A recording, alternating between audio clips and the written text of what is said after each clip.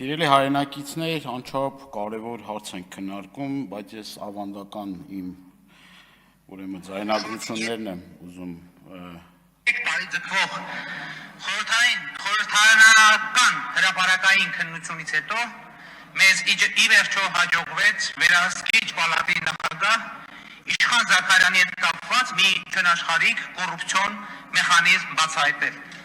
Այս բացահայտումը ուշանում էր, որովհետև վերջին 1 տարվա ընթացքում հնարավոր չէր լինում վերահսկիչ պալատի նախագահին բերման ենթարկել ազգային ժողով։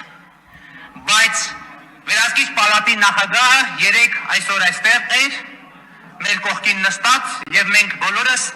շատ հպարտ էինք, որ Իշխան Զաքարյանը այստեղ էր, մեր կողքին նստած, չնայած նա այսօր այս պահին այստեղ չէ, մեր կողքին նստած։ Ինչու՞մն է ուրեմն կայանում խնդրո առարկա կոռուպցիոն մեխանիզմը։ Երբ Իշխան Զաքարյանը կառուցում էր իր մի քանի միլիոն դոլարանոց դղյակը Հայաստանի պաշտպանության նախարարության ներկայիս շենքի հարևանությամբ, չէր կարող չգիտակցել, որ հարց է հնչելու, թե որտեղից իրեն ողջ կյանքում միայն պետական պաշտոններ զբաղեցած մարդուն այդքան փող նման դղյակ կառուցելու համար։ Տիկնակ եւ պարոնայք։ Սիրելի հայրենակիցներ, պարոն Նահապետյան, սիրելի գործընկերներ, ինչի համար ես այս ձայնագրությունը, ինչի համար եմ միացնում, մի հետևյալ բարժությունը կամ հետևյալ մտքերի փոխանակություն եմ ուզում կատարենք իրար հետ այստեղ, առանց որևէ մի կաշկանդման, առանց որևէ մի մանիպուլյացիայի եւ հասկանանք ի վերջո նախկինում հնչեցրած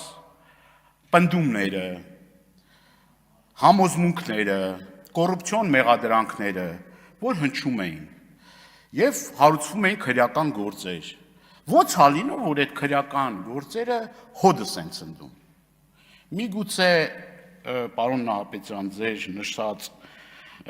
գործում զղջալու հանգամանքներում, միգուցե ընդդիմադիր ճամբարը փոխած լինելու հանգամանքով, կասկածները շատ են, բայց ես համոզված եմ, որ բոլոր այն մարդիկ, որոնք որ նախորդ տարիների ընթացքում կոռուպցիոն ռիսկերի մեջ են եղել, տարբեր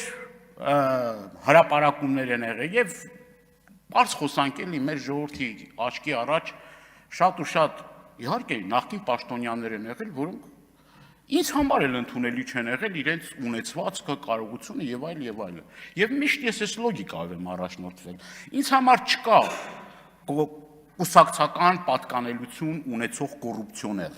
Այսինքն կոռուպցիոները, եթե կոռուպցիոները կապ չունի ինչ կուսակցությունից է,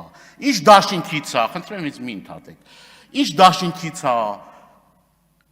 կապ ունի նա, որ այդ տվյալ անձնավորությունը պիտի կրի պատասխանատվություն,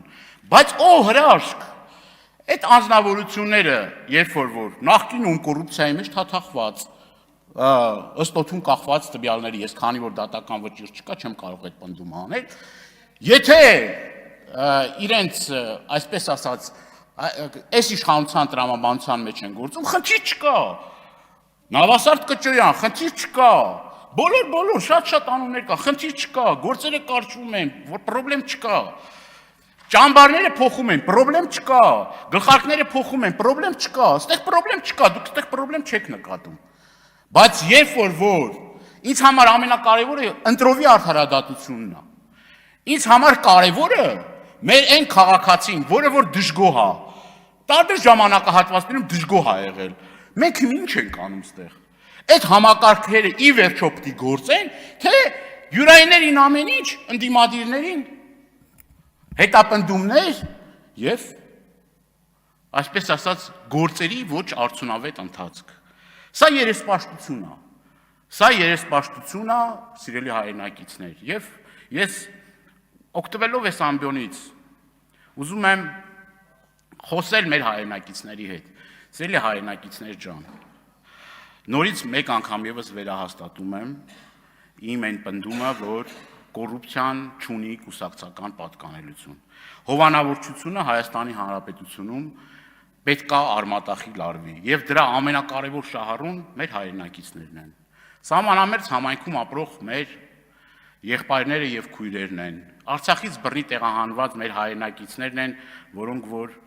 տուն են կորցրել, հայրենիք են կորցրել։ Այսինքն, սրանք սա այս ամբողջ ինչի համար եմ ասում, որ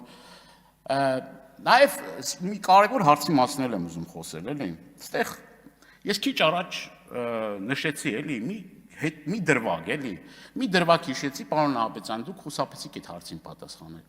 Արտաշատում ի վերջո անուն ա տրվում, չէ՞։ Արամ Հարությունյան, մի հրաշալի անձնավորություն, որը նախկին ոստիկանապետ է, որը ունի շենքեր եւ սայթակում է ունենում տվյալ համայնքի ղեկավարը եւ կրկնում եմ, հիմի բաց չէ այդ մարդու առողջական վիճակը ինչ է։ Ախր այդ ամեն շենքան ակնհայտ է, որ փորձեք կոծկել, ինձից հետո կգա ելույթներ կունենա, կասեք եւ այլ, ինչի մեջ ասես ինձ էլ կմեղադրեք, թեպետ ինձ էլ են ինչ ասես ասում են, չէ, կոռուպցիոներ, թալանչի ես են ինչ ասես ասում են։ Անգամ գիտեք աբսուրդը ինչումն է հասել, որ խոսում ենք ասֆալտի որակից, դե Տիկին Ղազարյանը գալիս ասում է, դե ճաքերի մասին եկել է խոսում աստեղ։ Դե արդեն դա անարգանք է մեր ժողովրդի նկատմամբ, ինձ հլահեջ, որ ասում է ջանդան։ Այսինքն ես պետք է թույլատրություն ստանամ ձեզնից, թե ինչ թեմայի շուրջ խոսեմ, ու դա ճաքեր է, ճաքեր չի, դա կոռուպցիա է։ Սիրելի հայրենակիցներ, դա կոչվում է կոռուպցիա կոչվում։ Բանը հասել է, նրան ասում է, բանը, գիշերը ես գնում եմ փոսեր եմ փորում, ասֆալտի փոսեր եմ անում, հետո առավոտը նկարահանում եմ այդ փոսերը։ Ես եմ այդ փոսերը փորում։ Սիրելի հայրենակիցներ ջան, ուրեմն ես ուզում եմ մի կարևոր դրվագի մասին խոսել։ Հիմա տարբերությունը ո՞րն է, պարոն Նահապետյան։ Եթե իշխանական քաղաքապետը կամ իշխանական որևէ մեկը մեղադրվում է կոռուպցիայի մեջ, իրան ասֆալտին չեն ծեփում, բորդուր չեն կերցնում, այսպես ասած, տենց այդ հատուկ ջոկատայիներով գրողներ չեն կազմակերպում, ես ուզում եմ ձեր եզրափակիչ ելույթում ասեք, թե տրամաբանությունը որն է, էլի, օրինակ հատուկ են նման դեպքերում շատ լոյալ է, իսկ այլ դեպքերում այլ վերաբերմունք է։ Ես ուզում եմ նաև խոսել, ուրեմն քաղաքական կոռուպցիայի մասին, սիրելի հայրենակիցներ։ Իմ գնահատմամբ սա շատ կարևոր հարց է։ Տարբեր պաշտոններին նշանակել մարդիկ, որոնք որ մեր իշխանական շրջանակներից են եւ ահավասիկ օրինակներ մեր քաղաքացու, որը կարող է իդեպ նաեւ ձեր ընտրողն է, ձեր համակիրն է, ձեր աջակիցն է։ Եվ երբ որ մոտենում է Նիկոլ Փաշինյանին Իջևան քաղաքում, սկզբից ասում է, ես ինչ գործ ունեմ այդ մանկապարտեզի հետ։ Ես ոչ դրա նշանակողն եմ, ոչ դրա հանողն եմ։ Անցնում է մի քանի րոպե եւ էլի նորից էլի հրաշք է կատարվում։ Ասում է որևէ մի կերպ այս մարդուն հանկարծ չնշան։ Ես արգելում եմ ձեզ նշանակել մանկապարտեզի տնօրեն։ Լավ աբսուրդը հասել է տաշճանի։ Այսինքն ակնհայտ մարդը ինքնախոստովանական ցուցմունք է տալու մանկապարտեզի տնօրենին հանում են եւ նշանակում են իր ուղիղ ցուցումով։ Այս արատավոր պրակտիկան էլ պիտի վերանա։ Ինչա նախկինում չի եղել է, հետո չասեք ասում է հիմիկվանից չի խոսում անցյալից, անցյալում էլ ա եղել, անցյալում էլ է շատ արատավոր երևույթներ եղել, եւ դրա մասին իմիջիալոց շատ մեղադրանքներ ինչ է, ես խոսել եմ դրա մասին նախկինում, եւ որևէ կաշկանդվածություն չունեմ այսօր էլ դրա մասին խոսելու, բայց մենք ամենակարևորը ինչ ենք ժառանգում մեր սերունդներին, մեր երեխաներին, մեզնից հետո եկող մարդկանց, արդյոք այն, որ նախկինում զանգեր եղել է, հիմա լավ է, որ զանգերով արդարադատություն է իրականացվում։ Լավ է, լավ չի, շատ վատ է։ Ես չեմ ցանկանա, որ վաղը մյուս օր իշխանությունները փոխվեն, ես չգիտեմ ես որտեղ կլինեմ։ Բայց ես չեմ ուզի, որ իմ երեխայի կյանքի կամ մեր երեխաների կյանքի որոշումները զանգովի արդարադատությամբ լուծվեն։ Ես չեմ ուզի։ Եվ դրա համար պետք է կամք եւ վճռականություն։ Ի վերջո ճշմարտությունը, բարոյականությունը,